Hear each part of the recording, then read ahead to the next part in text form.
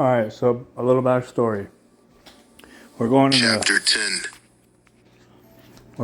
chapter 10 of the second book of Enoch, and the angels have just brought him into heaven for transfiguration, where he's being transfigured. He went through the first and second levels of heaven, and then he gets into the third heaven. He sees the great Garden of Eden and just all the majesties of what heaven is. And he asks the angels what the angels tell him that is where the people of God, when they go to heaven, that's where they will go. And we're getting into this next chapter I'm fixing to play for you. He's going through a different part where the northern side is what he calls it. And this kind of describes hell a little bit. And those two men led me up onto the northern side, and showed me there a very terrible place. And there were every kind of tortures in that place, cruel darkness and gloom, and there was absolutely no light at all there, but murky fire constantly flaming above.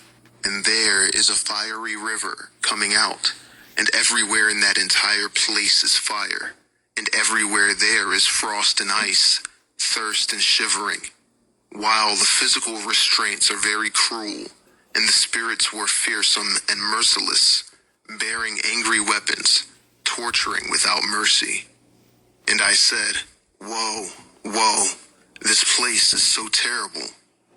And those men said to me, "This place, O Enoch, is prepared for those who dishonor God, who on earth practice sin against nature, which is sodomy of a child, corruption of children, performing magic, enchantments, and devilish witchcrafts, and who boast of their wicked deeds, stealing, lying, slander, envy, resentment, fornication, murder, and who are accursed and steal the souls of men, and those who see the poor and still take away their goods, so they grow rich, and injure them for other men's goods.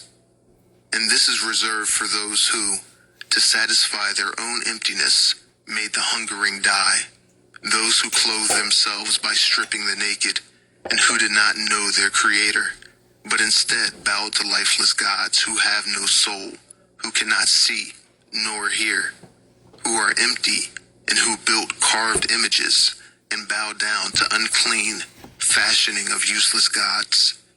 This place is prepared for these as an eternal inheritance. Yeah, people really need to get into their Bibles. Even all the old books.